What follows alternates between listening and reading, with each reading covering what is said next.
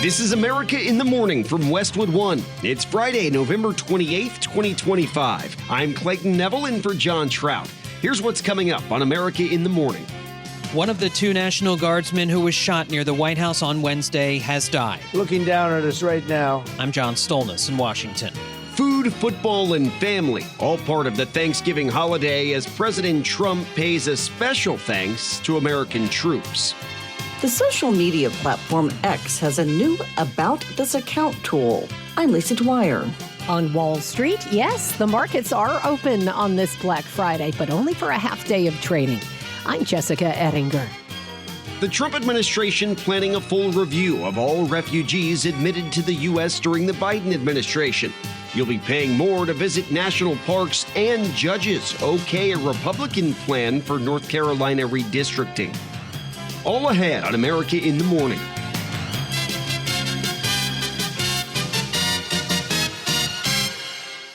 President Trump says the nation is outraged after the shooting of two National Guard troops patrolling Washington, D.C., a mere 500 yards from the White House, and that one of them has passed away. John Stolnis has more from Washington. The president made the announcement during his annual Thanksgiving call with U.S. troops. Sarah Beckstrom of West Virginia, one of the Guardsmen that we're talking about, highly respected, young, magnificent person. Started service in June of 2023. Outstanding in every way. She's just passed away. She's no longer with us. She's looking down at us right now. The president also said 24-year-old Staff Sergeant Andrew Wolf was fighting for his life. We're continuing to learn more about the gunman. U.S. Attorney for the District of Columbia, Janine Pirro. He has been identified as Ramanullah Lakhanwal, a 29-year-old Afghan who entered the United States under Biden's Operation Allies Welcome, a program following the disastrous withdrawal from Afghanistan. FBI Director Kash Patel confirms Lakhanwal worked with the U.S. during the Afghanistan war. There is confirmation now that the subject had a relationship in Afghanistan with partner forces. We are fully investigating that aspect of his background as well, to include any known associates that are either overseas or here in the United States of America. The president is blasting the Biden administration for the failure of the Afghanistan withdrawal, saying thousands of Afghans were allowed entry into the country without being properly vetted. Look, this is how they come in. This is how they're standing on top of each other, and that's an airplane. There was no vetting or anything. They came in unvetted. And we have a lot of others in this country. We're going to get them out. However, reports indicates Lakhanwal's final asylum was approved by the Trump administration earlier this year. D.C. Mayor Muriel Bowser says the two National Guard troops shouldn't have been in Washington to begin with. That person will be prosecuted to the fullest extent of the law. These young people should be at home in West Virginia with their families. John Stolnis, Washington. The Thanksgiving holiday was celebrated nationwide yesterday, but on center stage, the Macy's Thanksgiving Day Parade in New York City had a slew of entertainment, including Foreigner on NBC. You're as cold as ice. You're willing to sacrifice our love.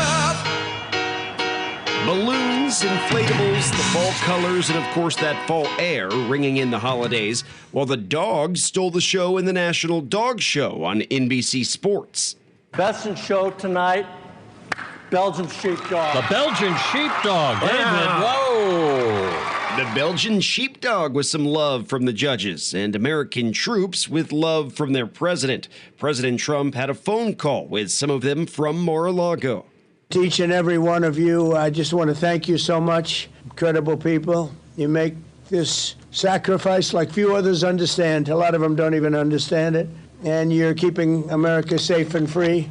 Thanksgiving, also a sports day for many who enjoyed NFL games and halftime entertainment from names like Jack White and Post Malone.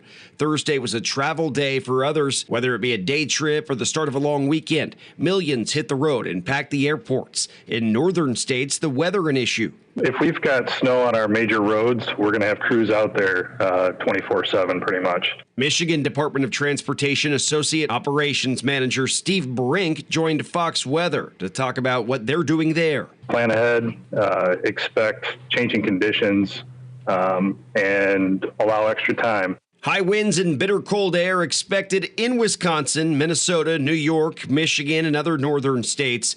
About 55,000 people were out of power in Wisconsin at a point on Thanksgiving. So whether it be the music, the family, the football, or navigating the weather, America came together for another Thanksgiving holiday. It's the Sleep Number Black Friday sale. Recharge this season with cozy, soothing comfort. Save on mattresses and base bundles plus free premium delivery. A limited time only at Sleep Number or sleepnumber.com. Some Americans got pounded with cold weather and hazardous travel on Thanksgiving. We'll tell you where and what's next in those spots when America in the Morning returns after this.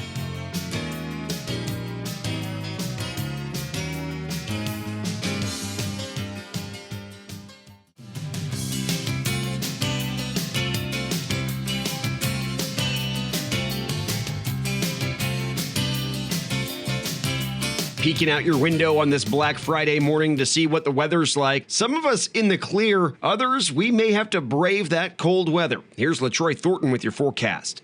A developing storm set to bring the most widespread significant snow accumulations of the season through this weekend organizes today over northern parts of the Rockies from Idaho into Montana, with an area of low pressure diving into eastern Colorado through the day as snow stays well to the north of there. This setup will lead to the steadiest snow falling from western Montana into parts of the Dakotas, eastern Nebraska, and eventually into Iowa today. From this afternoon through Sunday, portions of the Dakotas and much of the upper Midwest will be in line for at least 1 to 3 inches of snow, as will essentially all of the Great Lakes region, even around the shores of Lakes Erie and Ontario and into northern New York.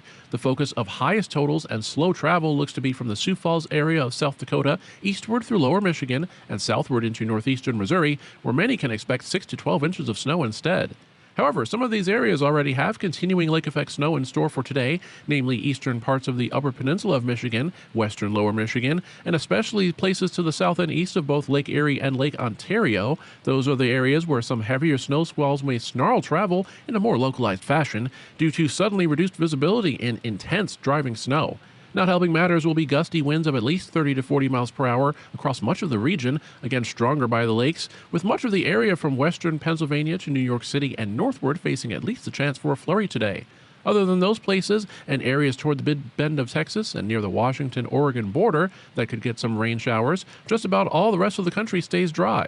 In Commerce City, Colorado, today brings periods of sun and clouds, the high 62. For Snowshoe, Pennsylvania, today looks windy and cold with snow showers, high 32. I'm AccuWeather.com meteorologist LaTroy Thornton. Remember to follow us everywhere you get your podcasts. You can listen on your preferred platform. Just search America in the Morning in your favorite listening app. Following the shooting of the 2 West Virginia National Guard members in Washington, D.C. on Wednesday, the Trump administration is planning to review all refugees admitted by the Biden administration during his 4 years in office, with an emphasis on the tens of thousands of Afghan nationals who entered the United States when the U.S. departed Afghanistan. Correspondent Mike Hempen reports.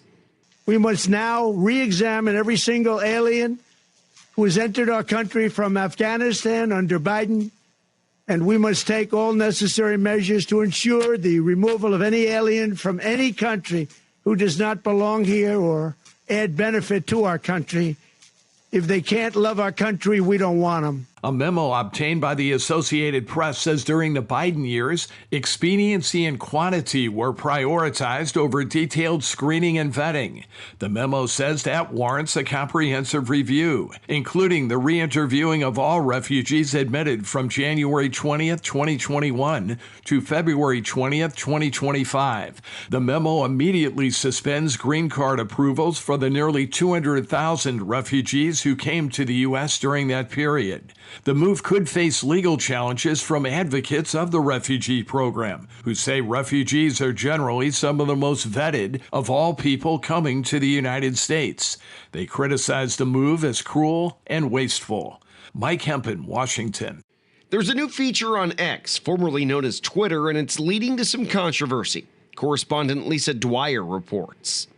The social media platform X has a new About This Account tool, which lets users see the country or region where an account actually is based. After a weekend update, online sleuths and experts quickly found that many popular accounts posting in support of the MAGA movement to thousands or hundreds of thousands of followers are based outside of the U.S., raising concerns about foreign influence on U.S. politics. Researchers at NewsGuard identified several popular accounts that amplify misleading claims about U.S. politics, purportedly run by Americans, that instead are based in Eastern Europe, Asia, or Africa. To use X's About This Account tool, tap or click the sign-up date displayed on the account's profile. I'm Lisa Dwyer.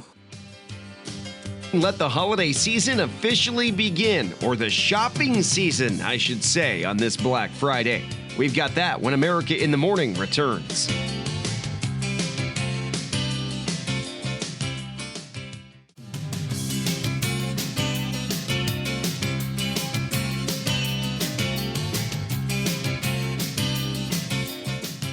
The Business Report sponsored by Gusto. Gusto's a simple online payroll and benefits tool built for small businesses. Learn more at gusto.com/radio. Here's CNBC's Jessica Ettinger with Friday Business. Wall Street back at it this morning after turkey and football yesterday and the Thanksgiving Day holiday, but markets will close today at 1 p.m. Eastern as November numbers go in the books. And as of this morning, markets are on pace for a winning week, but a losing month. Today, of course, all about retail. It's Black Friday, an old accounting term where black ink was used to show profit, red was used for a loss. Stores often didn't see profit until the holiday shopping season that traditionally starts today. So they change the ink in their ledgers to black the day after Thanksgiving. If you thought shopping today on Black Friday really isn't much of a thing anymore, oh, it's a thing. Even with the rise in online shopping, Black Friday still matters. It's forecast to be the biggest in-store shopping day of the year, according to traffic counting firms Insermatic and Retail Next, even if it's not as big as it once was. Adobe forecasts U.S. e-commerce sales will grow 8.3% on Black Friday from last Black Friday. And while Salesforce says Black Friday surpassed Cyber Monday in sales last year and will again this year. So some debate, but it's still big. CNBC's Courtney Reagan. Americans are spending, but they're spending more and getting less because things are so much more expensive. What we're seeing, even though spending is up, people are paying more and getting less in terms of transactions. Good news is, we're spending more. Bad news, getting less. That's the Bank of America Institute's Liz Everett-Chrisberg on CNBC. They analyzed data from nearly 70 million individual and business account holders and debit and credit card transactions. The consumer checkpoint for October showed customers did spend. We're seeing holiday spending is up 5.7% through October. How do you even measure holiday spending? We've got a basket of goods that are kind of holiday related, so that's what we're tracking there. But again, even though spending is up, people are paying more and getting less. Bad news, fewer presents under the tree. Bargain hunters helped TJ Maxx and Marshall's parent company, TJX companies, enjoy strong results. But there are brands that you will never find at a TJ Maxx or Marshall's. Here's the CEO of Tanger on why outlet malls have a place. But what are you going to do with the markdowns or the things that aren't necessarily selling, that are taking up valuable real estate in your full price business? Yeah. They want to move it in a place that they can control the pricing and they don't have any deterioration to their brand because they're not putting it on a rack, a bargain rack with 5 or 6 competitors where the customer is just shopping for commodity at price. You can buy the entire lifestyle in an outlet. Tanger outlet CEO Stephen Yeloff on CNBC. On next week's watch list, earnings are coming from big names like Salesforce and CrowdStrike. We also get a new inflation read inside the PCE report. The price to get into national parks is going up for some of us. We'll tell you who and where when America in the Morning returns after this.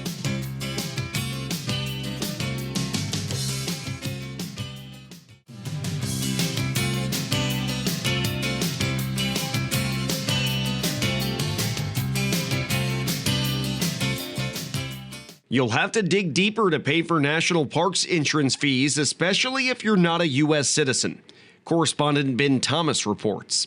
The national parks draw millions of tourists every year, many of them from other countries. Last year, nearly 15% of visitors to Yellowstone came from outside the U.S., and that was down from 30% in 2018. Now the National Park Service says it's introducing what it calls America First entry fee policies, charging international tourists an extra $100 to enter 11 of the most popular parks, including Yellowstone, the Grand Canyon, and Yosemite. Set to take effect January 1st, foreign tourists will also see the price of an annual parks pass jump to $250. U.S. residents will continue to be charged $80. And foreign visitors will still have to pay on the park system's fee-free days. Those will be reserved for American residents. The national parks have been dealing with a major staff reduction and severe budget cuts. They're also recovering from the government shutdown and a significant loss of revenue that resulted. Ben Thomas, Washington. North Carolina can use a redrawn congressional map during the 2026 midterm elections. A three-judge panel sided with the state's Republican leaders whose lawyers had argued that their motivations to draw a new map were partisan, not because of race or political retaliation, as the plaintiffs had claimed. In a win for the Trump administration, the new North Carolina map is very likely to give Republicans an extra House seat. The new map was redrawn by the state's Republican-controlled legislature after Texas kicked off that redistricting effort over the summer, and California responded with new maps of their own, one that could turn 5 seats to Democrats. America in the Morning for Friday, November 28, 2025 is produced by Jeff McKay. I'm Clayton Neville in for John Trout, and this is Westwood One.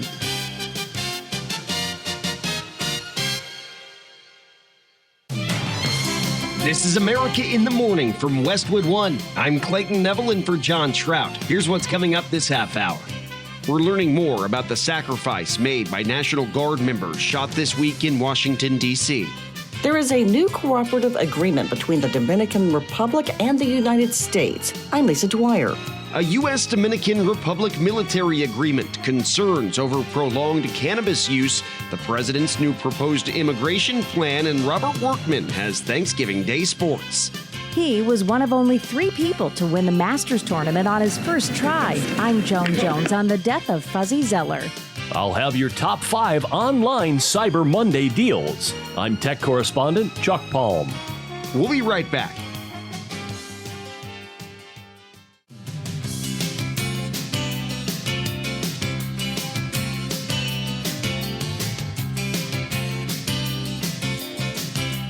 Waking up to a mixed bag when it comes to your post-Thanksgiving forecast. LaTroy Thornton's here to sort it out for us. It's going to be cold, and travel could be hazardous up north especially.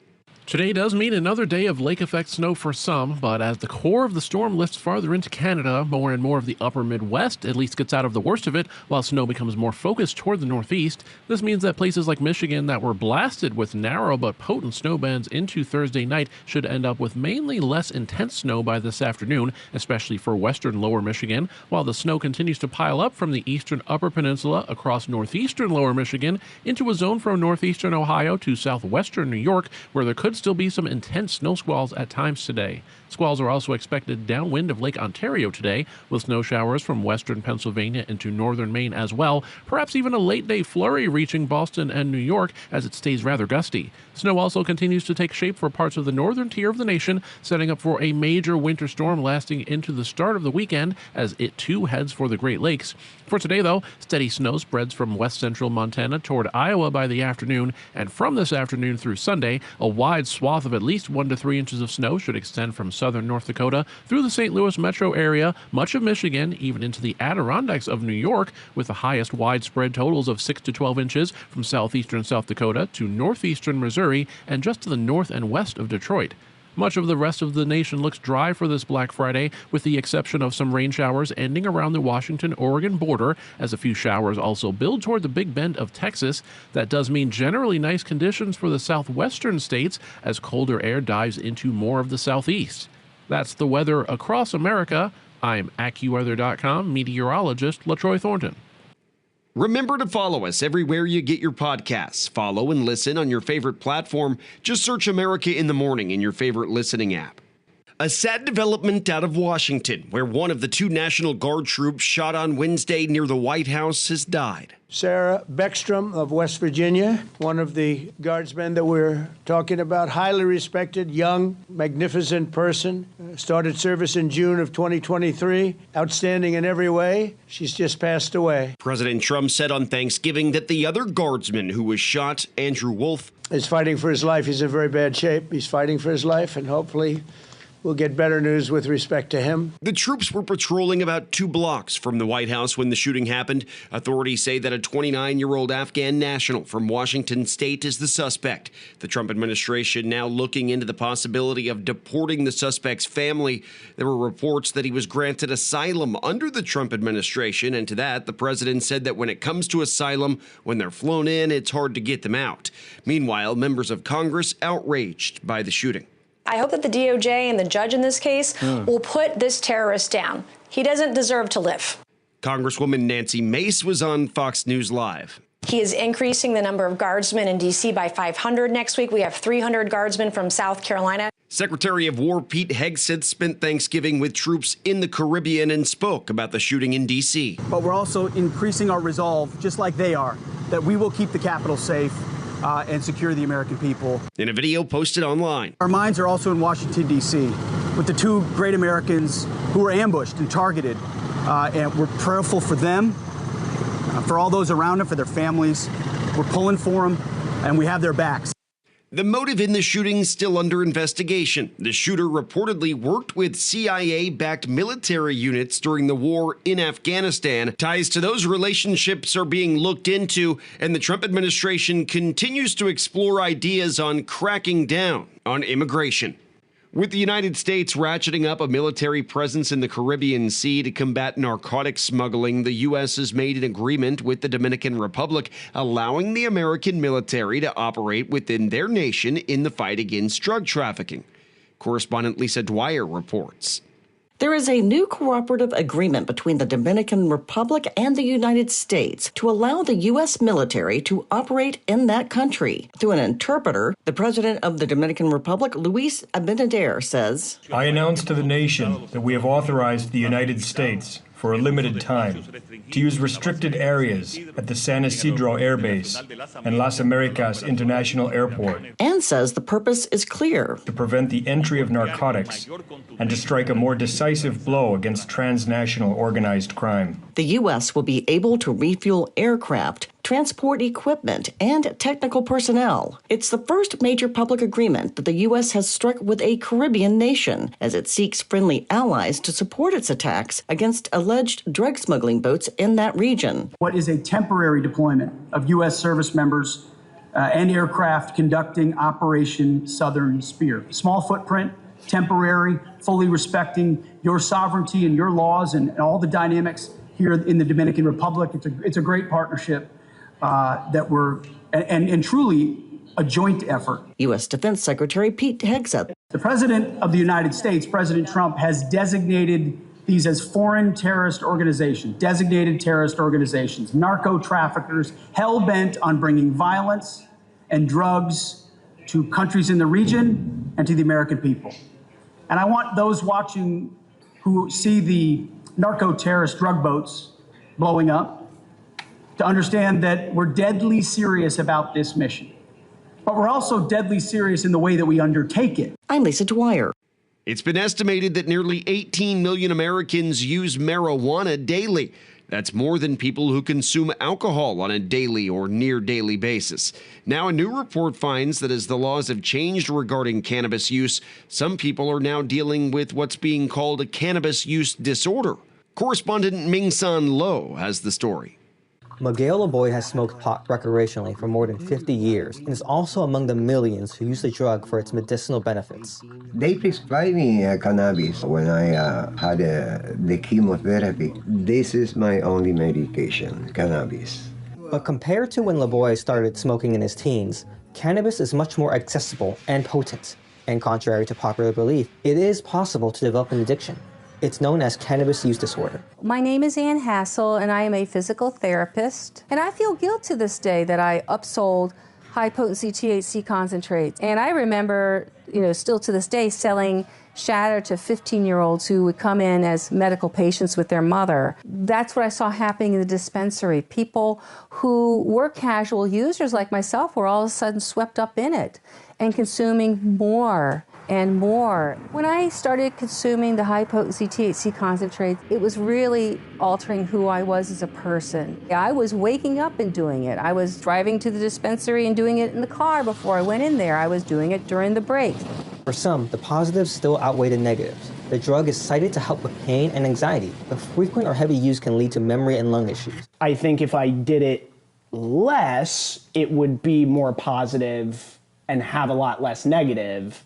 Kyle, who asked that we only use his first name, it's the only thing that can make me relax and just actually be able to not feel like I need to do 1,000 things at once. But because of that, you get a lot lazier, the brain fog isn't super fun, and then the brain fog can only be remedied by smoking again. So it kind of creates a pretty vicious cycle.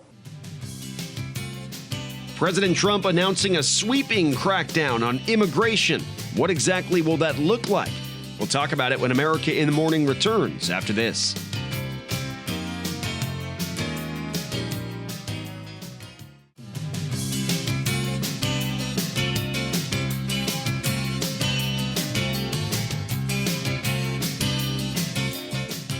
President Trump announced on social media that he's planning a sweeping crackdown on immigration, saying current policies have eroded national progress.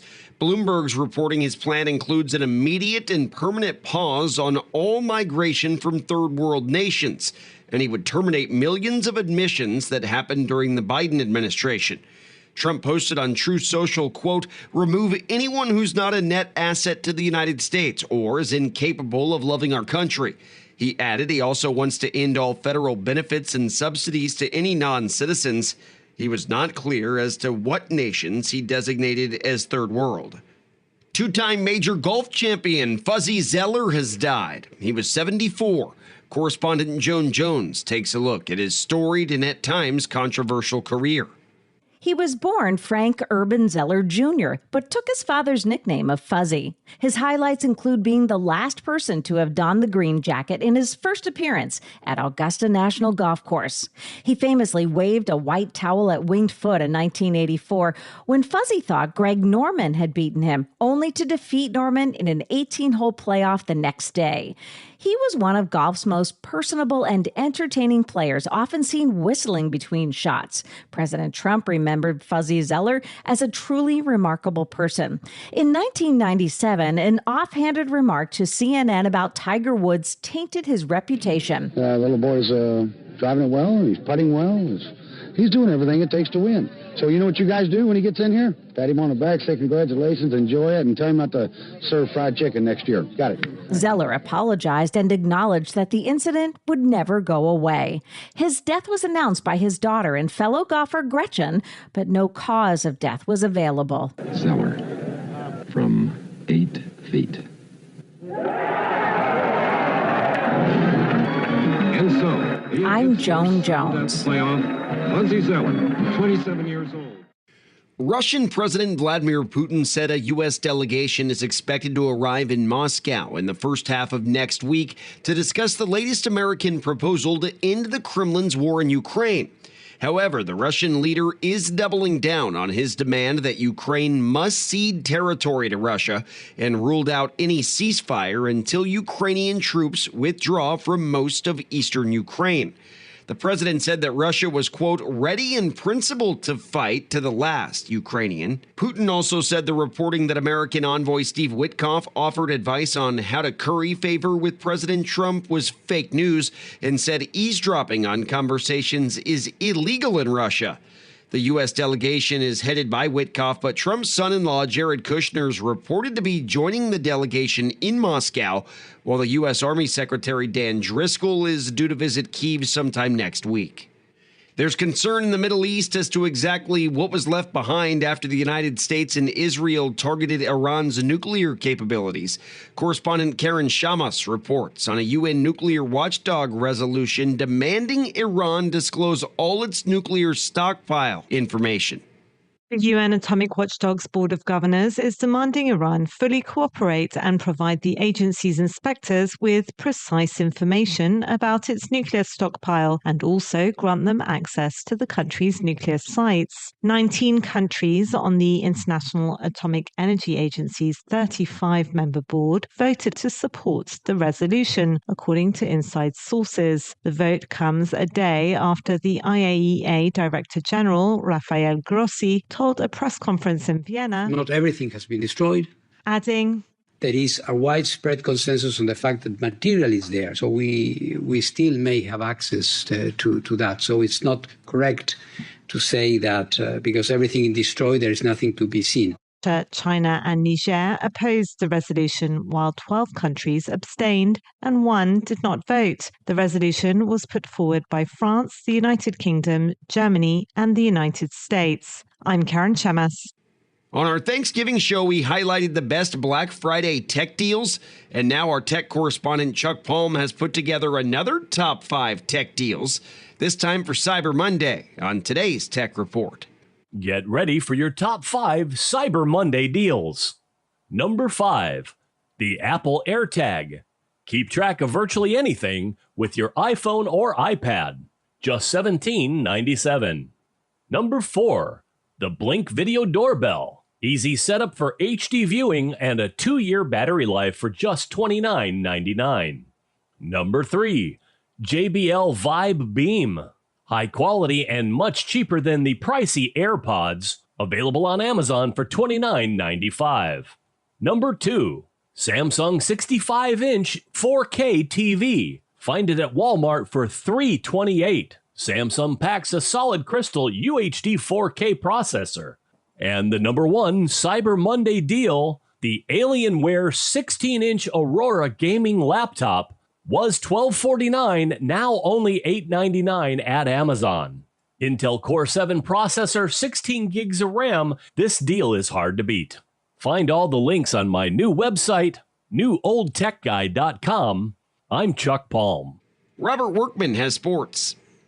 A 3-course meal on Thanksgiving to kick off NFL Week 13. The Packers topped the Lions 31-24. Jordan Love matched his career high with 4 touchdown passes, 2 of them coming on 4th down. Very big. I think to be able to go out there on 4th down and execute and make some big-time plays is really the difference in that game right there. The Cowboys held off the Chiefs 31-28. Patrick Mahomes also had 4 TD passes, 2 of them on 4th down. But Dallas coach Brian Schottenheimer credits a total team effort for their 3rd win in a row. We just have been playing really just sound, good football. The fundamentals we're playing with, we're tackling well, we're shedding blocks well. And I think that's a big part of why you've seen us really string 3 games in a row. Last night, the Bengals ripped the Ravens 32-14. Joe Burrow back at quarterback for Cincinnati. He threw 2 touchdown passes while his defense forced 5 Baltimore turnovers, ending the Ravens' 5-game winning streak. Black Friday brings us 2 NFC division leaders, the Bears and the Eagles. College football's final regular season weekend, plenty of rivalry games coming up, including today's Egg Bowl between number 7 Mississippi and Mississippi State. The Rebels' Lane Kiffin expected to announce his coaching plans tomorrow, and that could have an impact on the playoff. College hoops, number 4 Duke down number 22 Arkansas in Chicago. Cameron Boozer with 35 points on the same floor where his father Carlos played 4 of his 13 NBA seasons. And Dad had a courtside seat last night. That's Friday Sports. We're headed for a weekend, if not a few weeks, of holiday entertainment. We've got that when America in the Morning returns after these messages.